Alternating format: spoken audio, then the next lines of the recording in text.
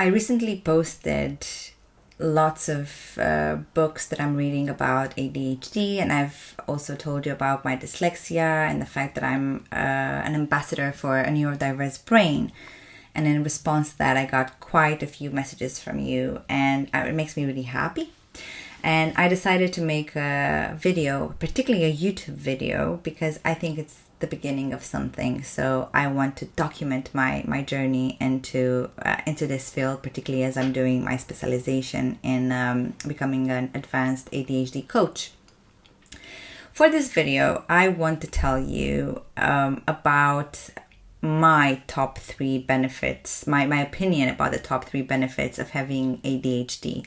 Obviously, you can read the research, which talks about how resilient you are, how creative you are, how you can hyperfocus.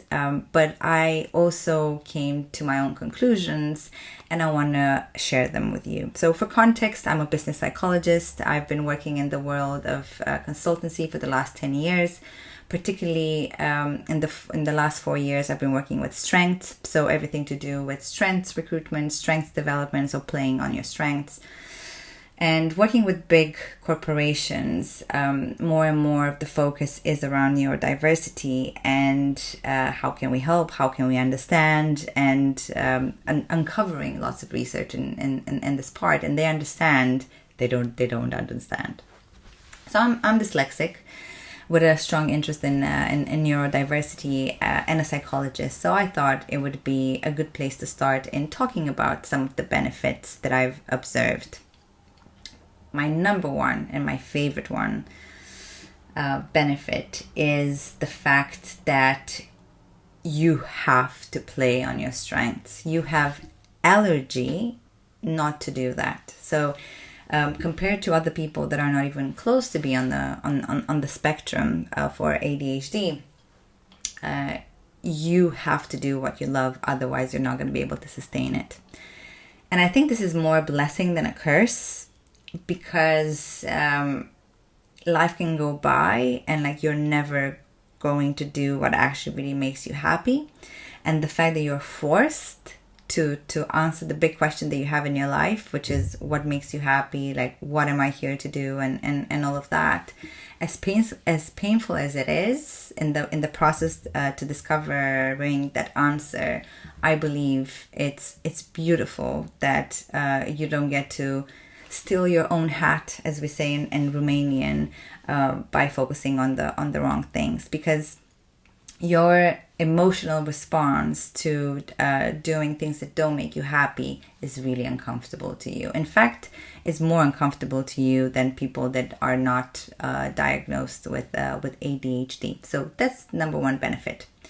Number 2 benefit, and I think I already alerted to it, you're more intuitive. So you get to use your right side of the brain. This is the right side, more than the left side of the brain. And the right side of the brain is helping you enjoy the moment more, is helping you make decisions more on intuition, is helping you, enjoy the whole process of it rather than just getting at the end of it and like tick. And particularly in this world where you're always on to the next thing, this is a benefit. Obviously, you have to quiet the mind in order to be able to achieve that. And obviously, you also have to work with the left side of the brain, which is a bit slower, so that's responsible for planning and prioritizing. But it's easier to sort those things out than to try to get joy into the moment. So you have a stronger ability to enjoy the moment. Number 3, you can hyperfocus. This is fantastic. In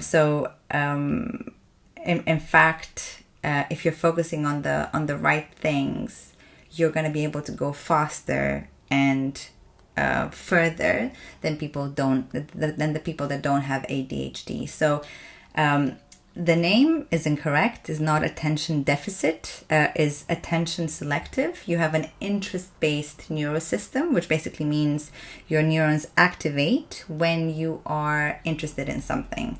So coming back to the first point, like once you're going to know what makes your well go round, then you're going to be able to hyper-focus on that, and you're going to be able to put the building blocks in the right direction to a higher speed compared to people that don't have ADHD. Forget about the diagnostic. You don't even have to have it. If you think you have it, or even like certain traits of it, and by the way, there's a name for that, attention deficit trait, for people that don't have consistently all the traits for ADHD, but the name doesn't matter.